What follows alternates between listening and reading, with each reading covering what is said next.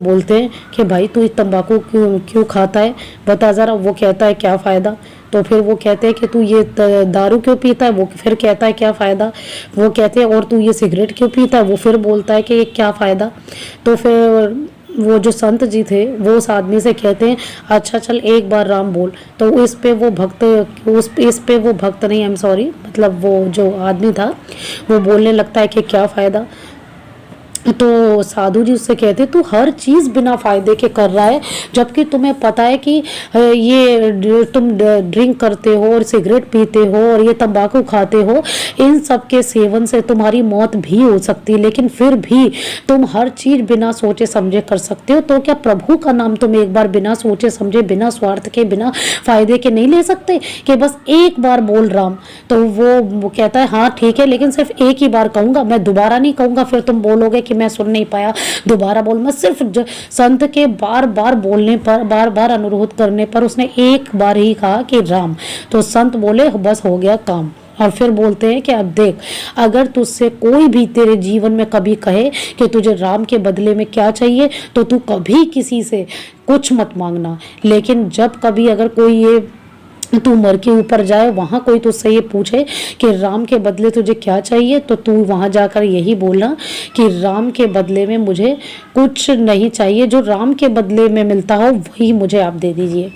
तो एक दिन कुछ समय बीता और उस आदमी की मृत्यु हो गई। उसके बाद जब वो मर के ऊपर गया तो वहाँ पे जब उसका खाता खोला गया और वहाँ जो यमदूत थे और जो भी उनके दूत थे, उन लोगों ने जब उसका रजिस्टर देखा, खाता खोला, तो उसमें कोई भी पुण्य कर्म नहीं था, कोई दान पुण्य नहीं था, कुछ भी अच्छा कर्म नहीं था। तो उन्होंने कहा कि इसके के प्रभु, इसने तो कोई भी अच्छा कर्म, कोई भी शुभ कर्म नहीं किया है, लेकिन हाँ एक बार इसने एक संत के कहने पर राम जरूर कहा है। तो उससे पूछा गया बता कि राम के बदले में तुझे क्या चाहिए, और तो तूने कोई अच्छे कर्म किए नहीं। तो उसने कहा कि उसे एकदम उन संत की ही बात याद आ गई और वो बोलता है कि मुझे तो पता नहीं, राम के बदले में जो मिलता हो वो दे दो। तो वो कहते हैं कि अरे एक बार राम कहने का क्या मतलब होता है, ये तो मुझे भी नहीं पता। तो वो कहते हैं ठीक है, मैं चलो चलते हैं। भोलेनाथ तो राम जी से बहुत प्रेम करते, वो तो हर वक्त राम राम रटते हैं, उनसे ही जाकर पूछते हैं।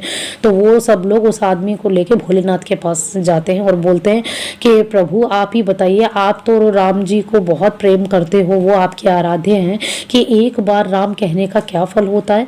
तो वो कहते हैं कि मैं राम राम जरूर रटता हूँ, लेकिन ये तो मुझे भी नहीं पता कि एक बार राम कहने का क्या फल होता है। तो वो कहते हैं चलो अब ब्रह्मा जी के पास इसको लेके चलते हैं। वो लोग ब्रह्मा जी के पास जाते हैं और वहाँ भी यही उत्तर मिलता है कि वो भी बोलते हैं कि मुझे भी ये नहीं पता कि एक बार राम कहने का क्या फल होता है। फिर वो सब बोलते हैं कि चलो जिसका इसने नाम लिया है इसको वहीं लेके चलते हैं। वो लोग उसे भगवान विष्णु के लोक में लेके जाते हैं और पूछते हैं कि प्रभु, इसने अपने पूरे जीवन में बस एक बार आपका नाम लिया है, तो इसको क्या फल मिलना चाहिए।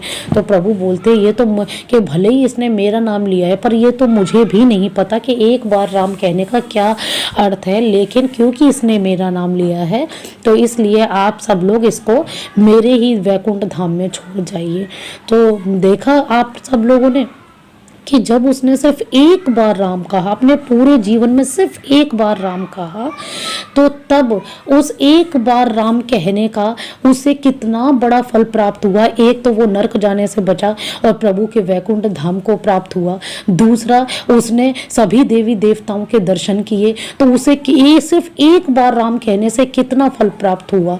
तो इसीलिए मैं आप लोगों से ये चाहती हूँ कि जब भी आप मुझे या अदर किसी चैनल को कमेंट करते हो तो वहाँ बढ़िया, ऑसम, नंबर 1 या एक्सीलेंट ये सब ना बोल के आप अपने आराध्य या अपने इष्ट का ही नाम लेते हुए कमेंट करें। अगर आपको कोई चीज़ अच्छी नहीं लग रही तो आप कमेंट ही ना करें, और अगर अच्छी लग रही है तो फिर आप अपने प्रभु के नाम से ही कमेंट करें। कम से कम एक ही बार सही।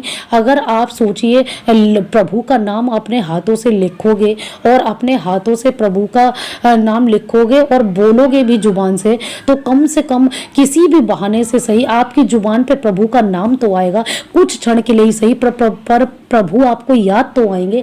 इसीलिए मैं आप सब लोगों से, फिर भी अगर आपकी इच्छा है कि कमेंट में आपको कुछ अच्छा लिखना है कि असमिया का, तो वो भी लिखिए, लेकिन बाद में जय श्री राधे श्याम या जय भोलेनाथ, जिसकी जिसमें श्रद्धा हो आप उनका नाम जरूर लिखिए। मेरी आप सबसे यही रिक्वेस्ट है, क्योंकि इससे जरूर जरूर जरूर कुछ ना कुछ तो, मतलब और कुछ नहीं, और कुछ नहीं। अगर आप सोचो दिन भर में पता नहीं कितने लोगों को कमेंट करते हो, अगर उन सब पे आप प्रभु का नाम लिखें तो सोचिए आपकी लाइफ में कितना कुछ अच्छा होगा। तो आज की चर्चा को यही विराम देते हुए इसको समाप्त करते हैं। जय श्री राधे श्याम।